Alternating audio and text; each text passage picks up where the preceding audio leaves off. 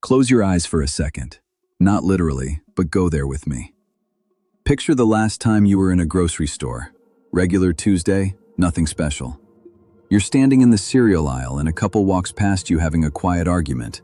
They're whispering. They haven't looked at you, but something lands in your chest, a tightness, a heat.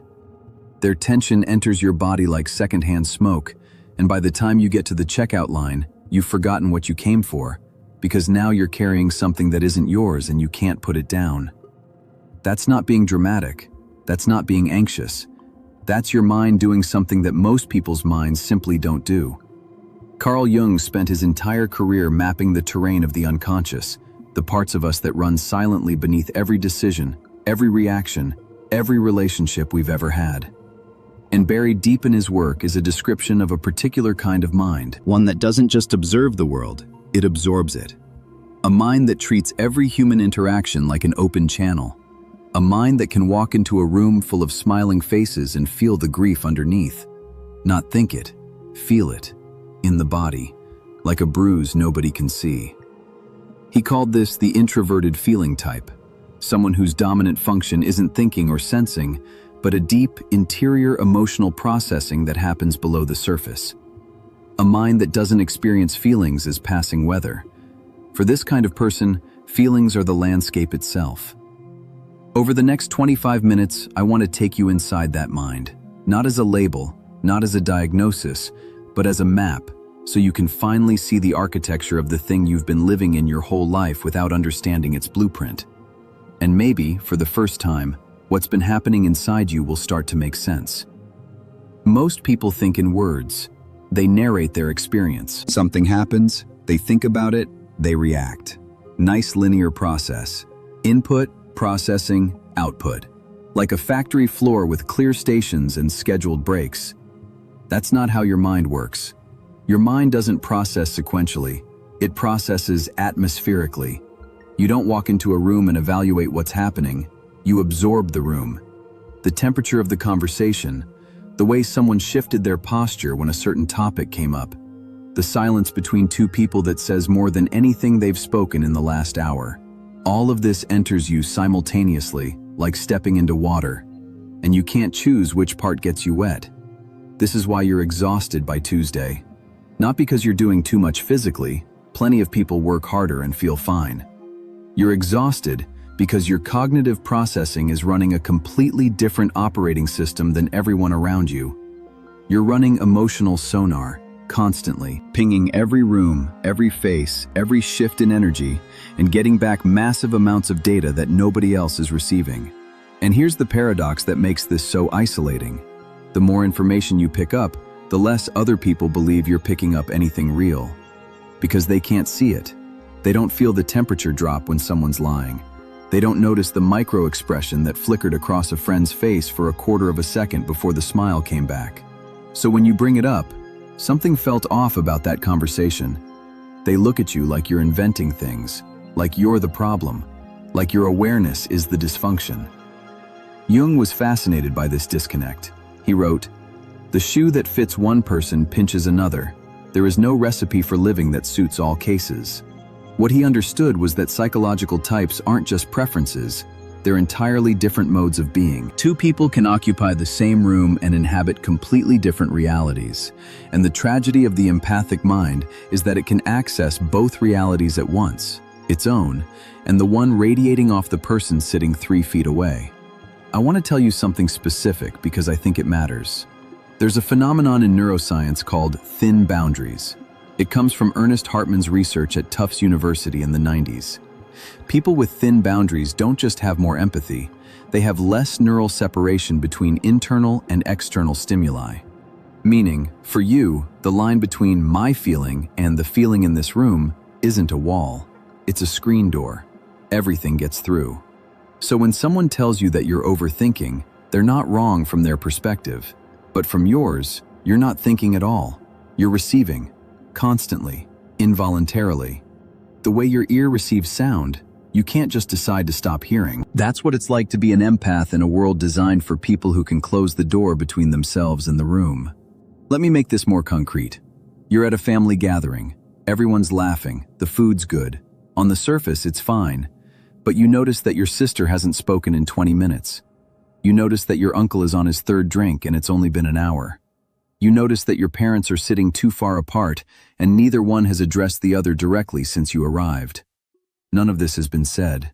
None of it has been acknowledged. But you've cataloged every bit of it, and now you're carrying the weight of what everyone else is pretending doesn't exist. By the time you leave, you feel like you've been in a 4-hour negotiation. Everyone else feels like they had a nice afternoon. That gap between your experience and theirs is the loneliest place an empath lives. And the tragedy is, you've probably been told your whole life that you're the one with the problem, that your perception is the dysfunction, that if you could just relax, stop reading into things, take people at face value, you'd be fine. But you can't take people at face value because your mind doesn't stop at the face. It goes straight through to the thing behind it, every time, without permission. Your mind was never broken. It was built without a mute button. Let me describe a pattern and you tell me if it sounds familiar. Not out loud, just notice whether your body recognizes it. Someone you love is going through a hard time. Maybe they lost a job. Maybe a relationship ended. Maybe they're just stuck in that gray fog where nothing's wrong enough to name but nothing feels right either. They tell you about it. Or maybe they don't tell you, you just sense it. Either way, the moment you register their pain, something shifts inside your chest. Not sympathy, not concern, something closer to download, like their experience just got copied into your system, and now it's running in the background of every thought you have that day. You drive home and you can't figure out why you feel hopeless. You sit down to eat, and the food tastes like nothing. You try to watch something and your attention scatters. And the whole time, some part of you knows, this isn't mine. But knowing it isn't yours doesn't make it stop. That's the cruelest part. Intellectual awareness doesn't turn off somatic experience. You can name it perfectly and still drown in it. This is what I call the emotional echo chamber. Not the social media kind, the internal kind. The empath's mind doesn't just feel an emotion and let it pass. It reverberates. It bounces off the walls of your inner world and comes back louder and louder, until a passing sadness from a coworker's bad morning has become a full existential weight sitting on your sternum at midnight. Jung understood this on a level most modern psychology still hasn't caught up to. He wrote about what he called participation mystique, a term he borrowed from anthropology to describe the unconscious merging of one person's psyche with another's. It's the phenomenon where you stop being a separate self and start functioning as an extension of someone else's emotional reality. Not metaphorically, psychologically. Your unconscious literally blurs the boundary between you and them. And here's the thing that keeps me up at night about this. Most empaths don't realize they've merged. They think the feeling is theirs. They think the heaviness in their chest after spending an afternoon with their mother is their own sadness. They think the creeping dread they feel before a work meeting is their anxiety. And they build an entire identity around emotions that were never theirs to carry. Years of therapy trying to fix a sadness that didn't originate inside them. Years of medication for anxiety that was actually someone else's distress being processed through their nervous system. I'm not saying this to scare you. I'm saying this because the empath's mind doesn't malfunction. It overfunctions. It reaches further than it should. It pulls in more than it can metabolize. And the result isn't weakness. The result is confusion. A deep, destabilizing confusion about where you end and the rest of the world begins. Think about that. Really think about it. How many of the emotions you've been calling yours actually are? How many nights have you spent processing feelings that entered your body from someone else's pain? How much of your depression is actually depression, and how much of it is an accumulation of grief that belongs to the people around you, stored in your body because your mind couldn't tell the difference? I remember someone describing it to me this way. They said, I went on vacation alone for the first time in 5 years. No partner, no family, no friends calling with their problems. Just me in a cabin for a week. And on the third day, I realized I felt nothing. Not numb, just clear. Like someone had finally turned off a noise I didn't even know was running. And I cried for an hour, not from sadness, but from realizing that all the heaviness I'd been carrying around for months wasn't mine. None of it was mine. That's the echo chamber in its clearest form. You only hear it stop when everything else goes quiet. And most empaths never get that quiet, because they're always around people, always available, always letting the signal in. That question doesn't have a clean answer, but the fact that it landed somewhere in your body right now tells you everything you need to know. The echo chamber is real, and the only way out is learning to distinguish your own voice from all the noise. There's a version of you that the world knows.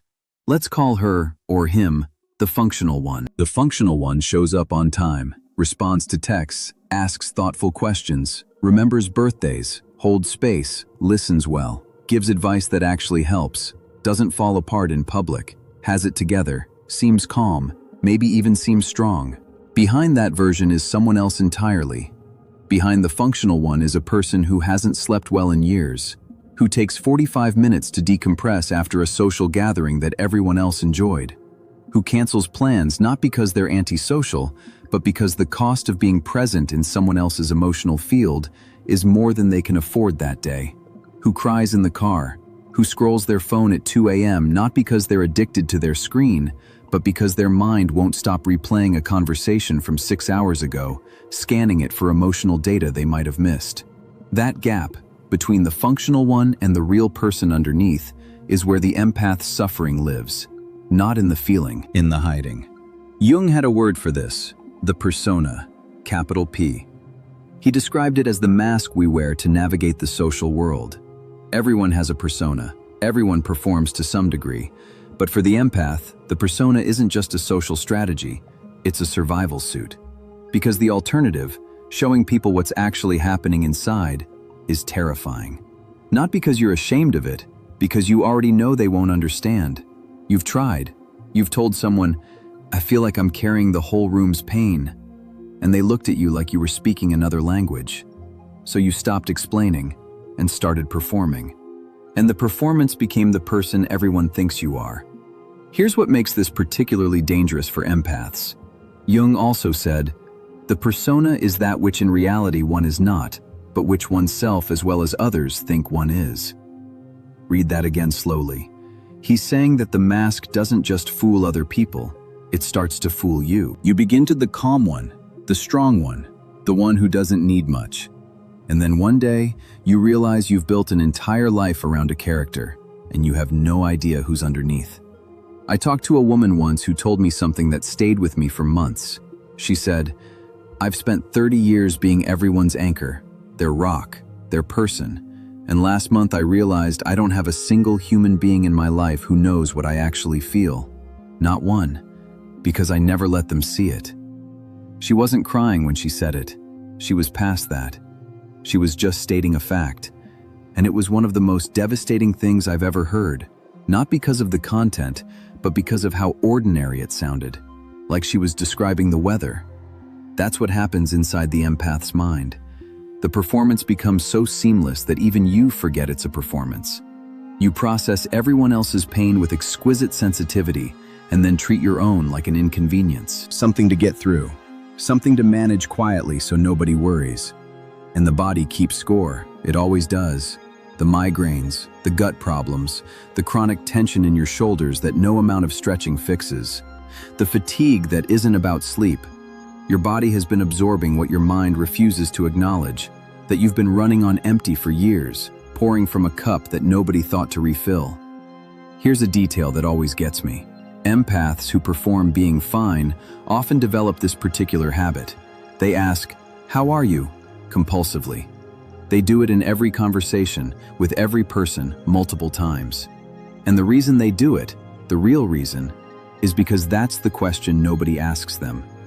They keep offering it to others because they're hoping, somewhere deep in their unconscious, that someone will mirror it back. That someone will say, "Wait, how are you? Actually, you." And the fact that it rarely happens doesn't stop them from asking. It just deepens the wound. You become the question you most need to be asked. Think about that. You become the thing you're starving for, and you give it away every single day to people who take it like water from a well without ever checking if the well is running dry. The performance of being fine is the most exhausting role an empath plays, and the only way to stop is to let someone see the mess. Everything I've described so far might sound like a diagnosis, like empathy is a condition you manage, a sensitivity you survive. And I get why it feels that way, because for most of your life, that's exactly what it's been. Something to endure, something to apologize for, something that costs more than it gives. But I need to challenge that now, because what happens inside an empath's mind isn't a defect, it's a depth. And the difference between those two things, defect and depth, is whether you learn to work with it or keep drowning in it. Jung didn't just study the unconscious because it fascinated him intellectually. He studied it because he nearly lost himself to it. In his mid-30s, after his break with Freud, Jung went through what he later called his confrontation with the unconscious, a period of intense inner crisis that lasted years. He heard voices, he had visions, he felt emotions so vast and foreign that he wasn't sure they belonged to him. He sat with the terror of not knowing where his psyche ended and something larger began. Sound familiar? The difference is that Jung didn't run from it. He sat with it. He wrote about it. He drew it. He built an entire body of work from the raw material of his own emotional overwhelm. And one of the most important things he concluded was this: who looks outside, dreams. Who looks inside, awakes. That line isn't motivational decoration. It's a clinical observation. Jung was saying that the mind that keeps reaching outward, toward other people's feelings, toward external validation, toward being needed and useful and always available, that mind stays asleep to itself. The awakening happens when the empath's extraordinary perceptive power turns inward, when you stop scanning the room and start scanning yourself. What does that actually look like? Not meditating for 20 minutes and calling it self-care, not a spa day, not even therapy necessarily, though therapy helps. It looks like this. The next time you walk into a room and feel something heavy, you pause. You don't react. You don't fix. You don't absorb. You just ask one question, quietly, inside your own mind. Is this mine? 3 words that change the architecture of your inner world. Is this mine? Because for most of your life, you haven't asked. You've just taken it. The anxiety, the sadness, the anger that drifts off someone like heat. You've taken all of it without question, like a sponge in a flood, and then wondered why you're saturated. The question doesn't stop the feeling, but it creates a space, a microsecond of separation between you and the emotion, and that separation is where your identity lives. I want to be specific about what changes when you start doing this, because it's not just a mindfulness trick. It rewires the relationship between your conscious mind and your unconscious. When an empath absorbs without questioning, the emotion goes straight into the unconscious. It bypasses your awareness and settles into your body. That's why you feel the weight in your chest but can't name it. That's why you're suddenly irritable and don't know why. The emotion snuck in through the back door. But when you ask, "Is this mine?" you're catching it at the threshold. You're forcing it into conscious awareness, which means your mind gets to decide what to do with it, instead of your body just absorbing it by default. This is what Jung meant by individuation, the process of becoming a distinct, conscious self rather than a blurred extension of everyone around you. And for empaths, individuation isn't a luxury or an advanced spiritual practice, it's survival. It's the difference between a mind that belongs to everyone and a mind that finally belongs to you. Here's what nobody tells you about this shift. When you start separating your emotions from everyone else's, there's a grief period, a real one. Because you've been so merged with the people around you that pulling back feels like abandonment. It feels like you're being selfish, cold, less loving. The people in your life might even say that. You've changed. You're not as warm anymore. You don't care like you used to. And they'll mean it. Because the version of you they loved was the version that had no boundaries. The one who said yes when they meant no. The one who prioritized everyone else's comfort over their own sanity. Letting that version die is painful, but it's the only way the real version gets to live. There's a moment, and if you've experienced it, you'll know exactly what I'm talking about, where you're sitting somewhere alone, and you realize the silence doesn't hurt. The aloneness doesn't ache. You're just there, in your own mind, with your own feelings, not performing, not absorbing, not scanning, just existing. and the mind that used to feel like a prison starts to feel like a home. Jung said, "The most terrifying thing is to accept oneself completely." For the empath, that terror is doubled, because accepting yourself means accepting that you can't carry everyone. It means acknowledging that the depth of your perception is a gift, but it was never meant to be given away without reservation. It was meant to illuminate, starting with your own interior. The mind of an empath is extraordinary, not in the way social media says it, not crystals and aura reading and being too pure for this world. Extraordinary in the way a raw nerve is extraordinary, in the way that anything without armor is extraordinary, vulnerable and powerful in equal measure. Your mind doesn't need to be fixed. It needs to be inhabited, fully, by you, not by every person whose emotional weather you've been tracking since childhood. Come home to it. It's been waiting. We've been inside the mind now for a while, and I want to step back gently, because if any of this resonated, you might be sitting in a different place emotionally than when you hit play. That matters. Don't rush past it. What happens inside the empath's mind is not what most people think. It's not softness. It's not fragility. It's a relentless, involuntary immersion in the emotional reality of every room you enter, every person you love, every stranger who sits next to you on the bus and carries something invisible that you somehow end up holding. You've been doing this since you were small, maybe since before you had words for it. Sitting in classrooms, absorbing the teacher's frustration, lying in bed at night, feeling the tension seeping through the walls of your parents' bedroom, learning to read faces before you could read books. Your mind built itself around perception, and nobody ever taught you that the thing you were perceiving was real. Carl Jung spent a lifetime arguing that the inner world is just as real as the outer one, that emotions aren't just reactions, they're information, and the people who feel them most intensely aren't flawed or fragile. They're operating at a frequency that the rest of the world hasn't tuned into yet. Your mind is not too much. It processes too much without enough support, without enough rest, without enough recognition that what you do, this constant, invisible labor of feeling, takes more out of you than anyone around you realizes. So here's what I want you to take from this, if anything. You don't need to stop feeling. You need to start choosing what you carry.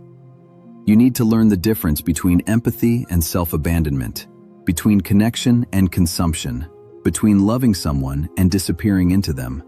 That distinction, between feeling deeply and losing yourself completely, is the work of a lifetime. It doesn't happen overnight. It doesn't happen because you watched a video or read a book or had one good therapy session. It happens in the small moments. The Tuesday evening when someone texts you their drama and you pause before responding. The Sunday morning when you wake up and ask yourself how you feel before asking anyone else. The conversation where you say, for the first time, "I don't have the capacity for this right now," and you don't apologize for it.